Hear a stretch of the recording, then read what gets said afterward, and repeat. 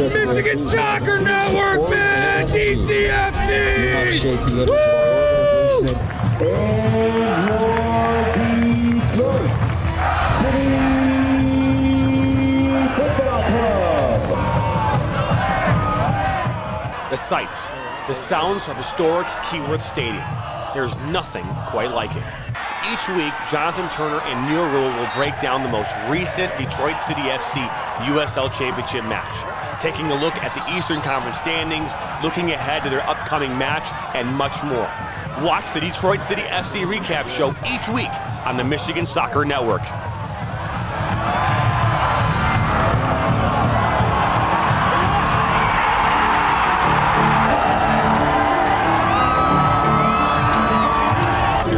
Let's go City on the Michigan Soccer Network. You are watching the Michigan Soccer Network. Go City!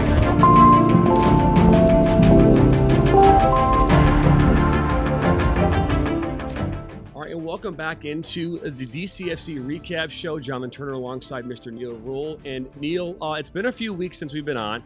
A lot of things happening. The first one of which is U.S. Open Cup round of 16.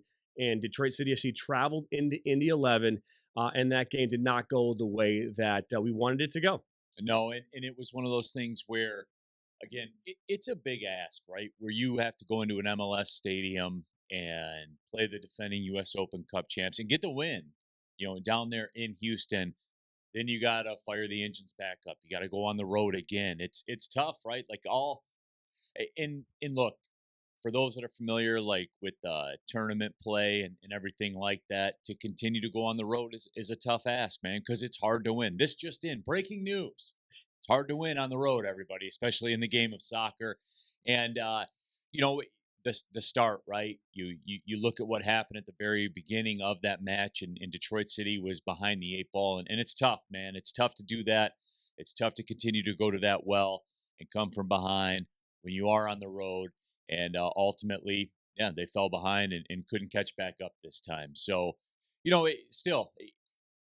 once you get past the emotion of it all, right, where all things end badly or else they don't end. It's the movie Cocktail for the old people out there. But once you get past the emotion of it, the most successful U.S. Open Cup run in the club's history. So, all in all, it was a great run. They got another signature win. And to quote Bob Seger, you turn the page. I think there's a lot of, I would say I'm one of them, because obviously you want to win. But what's more important, right? Winning a U.S. Open Cup match, or staying competitive and winning in the league, right? Because at the end of the day, that's the long run, right? But you're not seeing the full squad, out there on the pitch in a U.S. Open Cup match, round of 16. And I think we should talk about that, because I'm sure the fan at home's kind of they get it, but they also want to win it. And, it's hard to do when you're going back to back to back games like you are in such a short period of time. So we should talk about that, I think, for at least a second. No, but that's the balance, right? And you see this across all levels of the game. I mean, Premier League teams, they have to walk that walk with Champions League and Cup play. And, oh, by the way, the EPL regular season as well. And it's a delicate balance. And I think too, this is something, and yes, I work for Detroit City, but again, I'm a general sports fan as well. The US Open Cup stuff for Detroit City FC is a little extra, right? Because when you look at Detroit City, they're in a constant fight for validation, for recognition, for all of it, because they are, for whatever reason. And when you look across the soccer landscape, there is a lot on the line.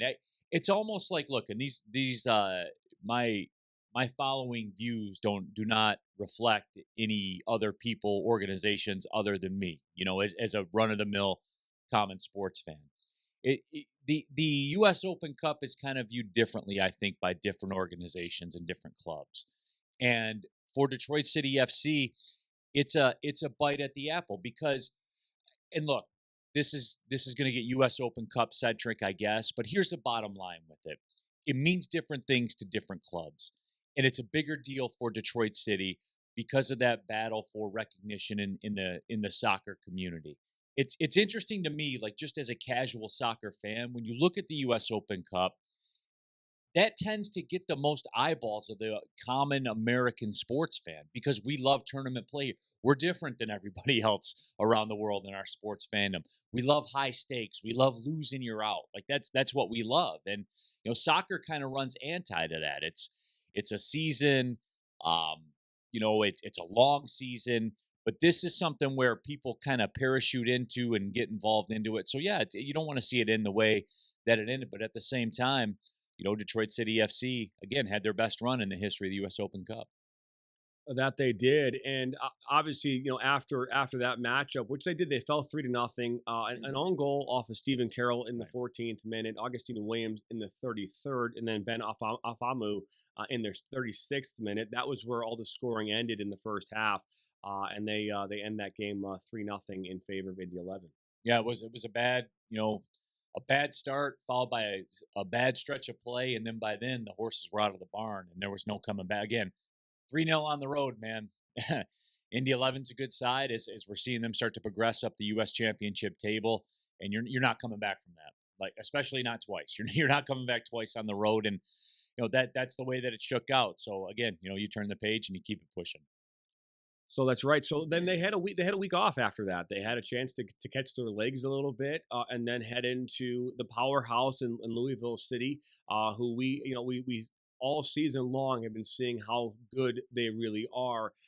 Hey, we get on the board first. Matthew Sheldon scoring in the 34th minute. It's a good start to the game. And then from there, it was all Louisville City as they scored 5 unanswered goals. No, it was, and the best start you can ask for, right? Detroit City FC got kind of a grimy goal a little bit to get that thing rolling, and then you're feeling pretty good, as I was calling that match with former Manchester United keeper Gary Bailey, by the way, on Detroit 50. Appreciate everybody that tuned in to that one. You knew, because look, here's about you start working backwards on this stuff, right? Okay, you get the goal, you're up 1-0. Are you going to win 1-0 in Louisville? Nope. It's not going to happen, man. It's not going to happen. So, I know, like, in the end, again, the horses kind of got out of the barn and they lost 5-1. But I think it was the 42nd-ish minute or whatever when Lou City got their goal. That's when you knew that there was going to be trouble. There was going to be trouble afoot if you could have just held on, through that first half. And I think that Danny Dicchio and all of the Rouge players will tell you the same thing. Like, they were trying to hold on just to get to that locker room with the lead. But Lou City, again, they got the goal and they tied the match up, and that really kind of changed the tenor of things. And look, through that match, especially in the first half of play, Lou City came out. They were the aggressor, no doubt. But then DCFC really fell into a good 20-minute run of play where they had control. They asked some questions. They broke through and got the grimy goal. But I think the biggest goal of that match was the Lou City equalizer before the end of the first half, because they're coming out in a wave in the second half, which they did. And not many people are winning in that place. Nobody's winning 1-0 in that place. So right there, you're going to need to get to 2 goals to get to a result. And, it's hard. They're great. They, I saw people talk about it on social media after when I got back to my room and was kind of catching up with what people's thoughts were on social media. They're great. They have a great roster. They have a lot of great players, and it's hard to win there. And they've been the class of the Eastern Conference certainly for a very long time. And look, I like that it's this though, right? Detroit City FC and Lou City, it's a rivalry. And it's a rivalry because there's high stakes every time they play, be it the U.S. Open Cup, be it for Eastern Conference supremacy, be it in the playoffs as they did last year. I like this, though. If you're Detroit City, you want to be held in the same regard as Lou City. And that is where they're at right now. Make no mistake about it. As they kind of move back and forth in the Eastern Conference, for me, you like that. Now, you don't like the way it ended, no doubt about it. And, look, when you're in these matches, when you're on the road and the bottom kind of falls, what's really the difference, man? 3-1, 4-1, 5. There is no difference. And I know everyone's the score line thing. And I saw some, Detroit City FC haters on social media saying, 5-1. What's the difference? Because I've said that during the broadcast before. When you're down 2-1 in a match, push it. push forward. Because what's the difference, man? 3-1, 4-1, it doesn't mean a thing. Because in the end, it really doesn't. And it was a tough second half. There will be lots of tough second halves for visiting teams in Lynn Family Stadium. Keep an eye on it. You'll see it. I mean, Lou City right now is bulldozing teams. And, again, now your eyes just shift to, I believe it's in September. They come back here to Keyworth. You forget about it, but you remember it, if that makes any sense. So September, when they come rolling into town, we'll see how it's different. Now you said bulldozing teams. I mean, in their last 4 wins, which by the way they're undefeated in their last 6, they have scored 16 goals during that stretch. That's only in the wins. So I mean, that's a lot of goals to be scoring at this level. They're currently sitting atop the table at 9-2, or 9-1-2.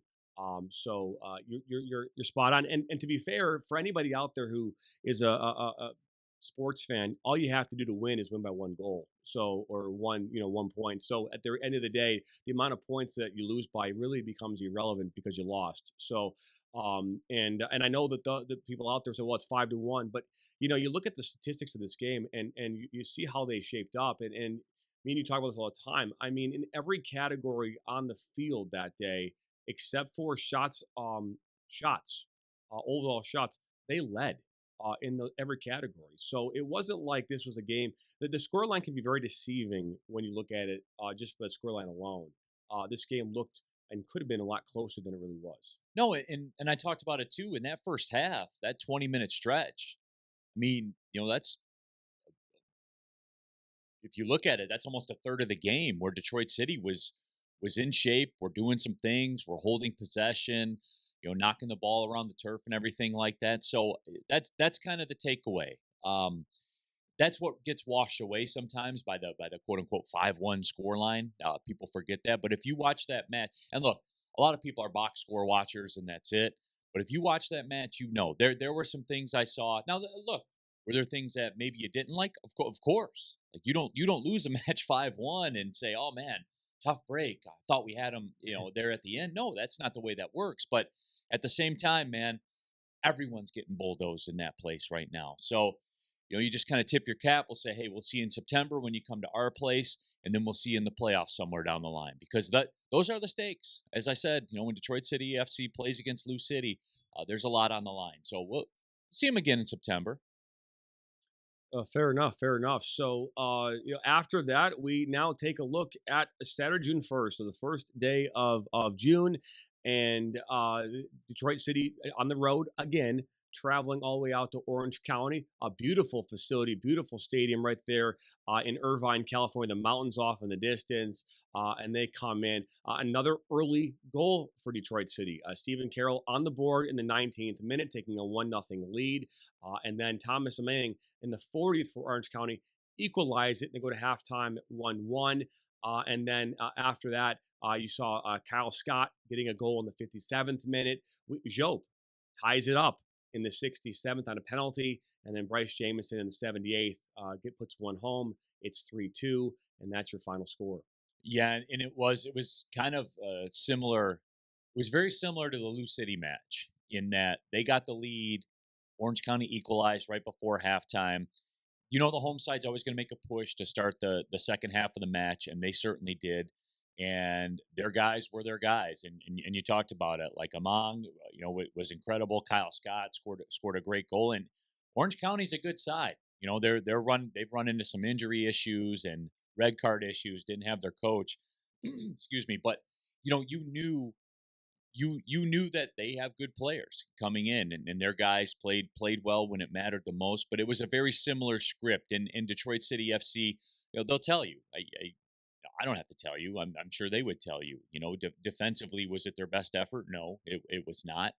And that's I guess that's the disappointing thing because because all these games are in a vacuum, and with this Orange County game, you certainly, because I don't want to say like stop the bleeding, right? Because I think that's getting overplayed right now. Do people think that Detroit City was going to go 34-4?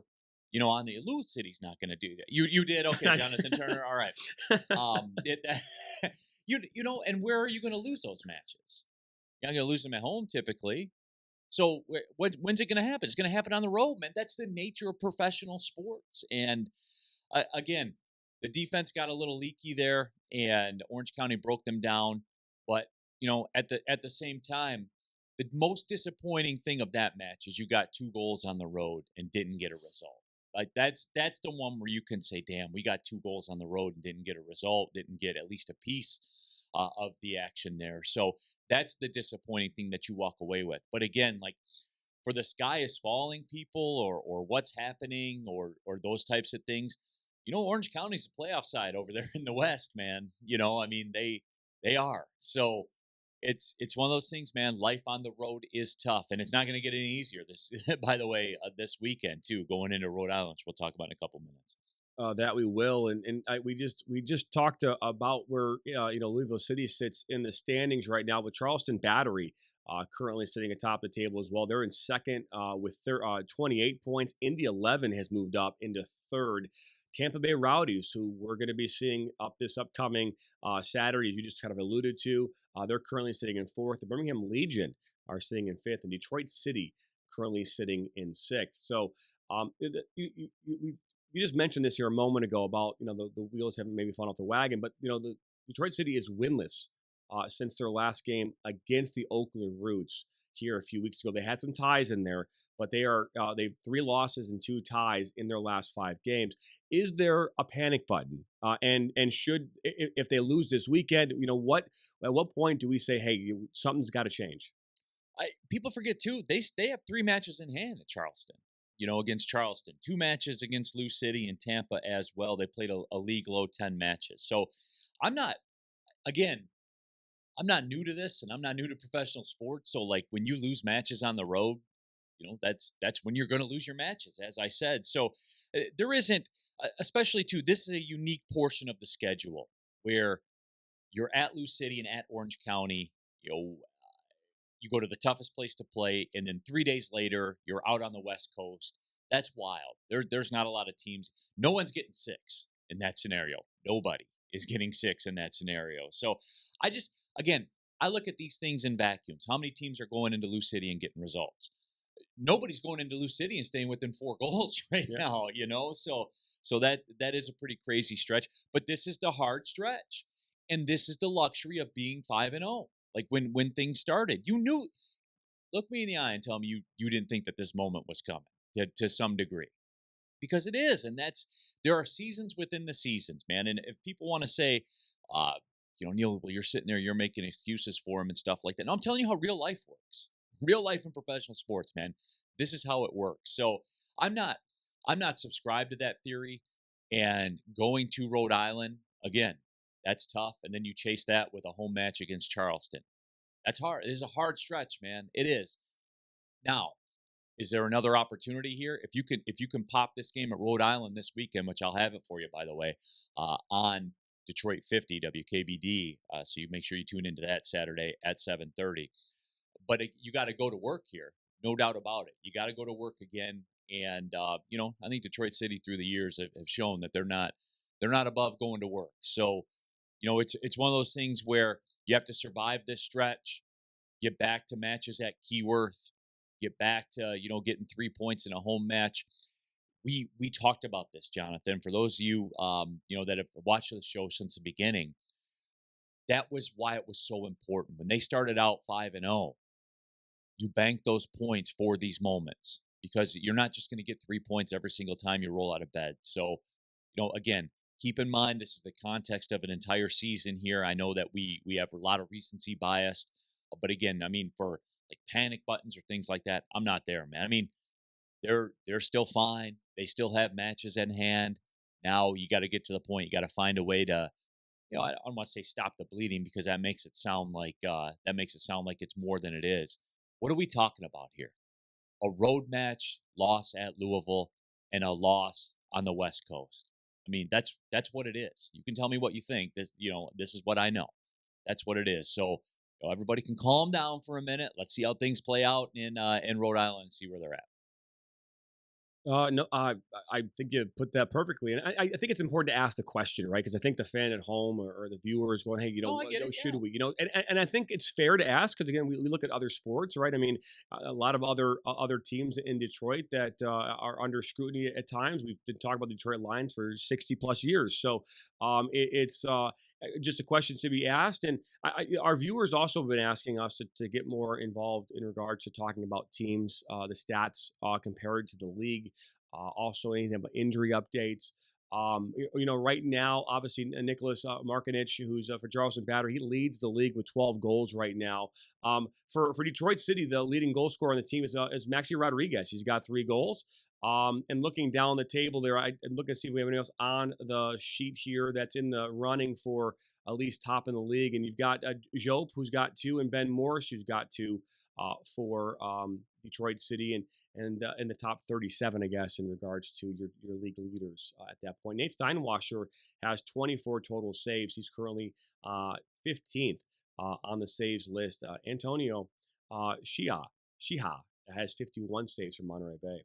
Now, that's probably just bad defense. I mean, when you lead the league in saves, I'm not sure that's a good thing or not. Well, yeah, that depends on how you look at it. But again, too, I don't know that. Once Elvis Amo went down, he was probably the most likely double-digit goal candidate for Detroit City. Once he went down, this is how it was always going to be, right? It's going to be more of a committee type situation. And then, certainly too, don't get it twisted. What's been the constant, through these road matches?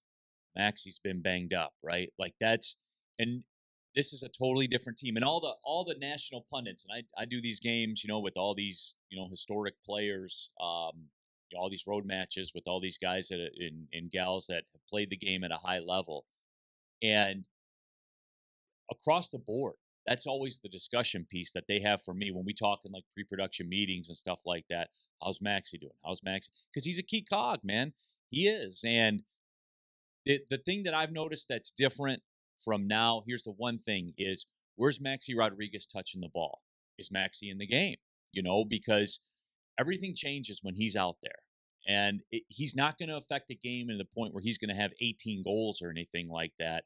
You're never going to notice it. Maxi Rodriguez, to kind of give a football comparison, is the offensive line of Detroit City, where when things are going well with him, you don't notice him a ton, but you notice it when you're looking out there on the pitch and you see where is Maxi touching the ball and how are things moving forward. So again, I'm not sounding any alarms or things like that. This a season that goes, you've heard me say this 100 times. You'll hear it probably 301 more times as it goes on. This season starts before St. Patrick's Day and wraps up at Halloween. That's a long, long time, man. So, it is for me. This was one of those areas of the schedule where you looked at and said, I'm kind of concerned about this one. Find a way, find a way at Rhode Island, and everything looks a lot different then. That it does. As excuse me, you mentioned going to Rhode Island this weekend. What time's that game, and where can they watch it? Yep, 7:30, Detroit 50. I'll be on the call in the road match in the Michigan area. You can also go to cbsdetroit.com. You can stream it if you live in the state of Michigan. You can stream it for free there as well. I'll be on the call with my good buddy Ross Davenport, and we'll be chopping it up. Looking forward to it. No question. Other key matchups this weekend, looking here, Charleston Battery, Pittsburgh River Hounds, that game 7:30 p.m. at Patriots Point. Louisville City against North Carolina. FC Tulsa against San Antonio. Memphis 901 against Colorado Springs Switchbacks. You've got New Mexico United against Hartford Athletic. Monterey Bay and all those 51 saves against Sacramento Republic. I just think about that. And Oakland Roots at Tampa Bay Rowdies, and then the Las Vegas Lights are taking on Miami FC. No, and just to kind of give context about that, like you talk about Monterey Bay and say, wow, they're third in the West out there. They've got 19 points. They played 14 matches. Detroit City's got 17 points. They played 10.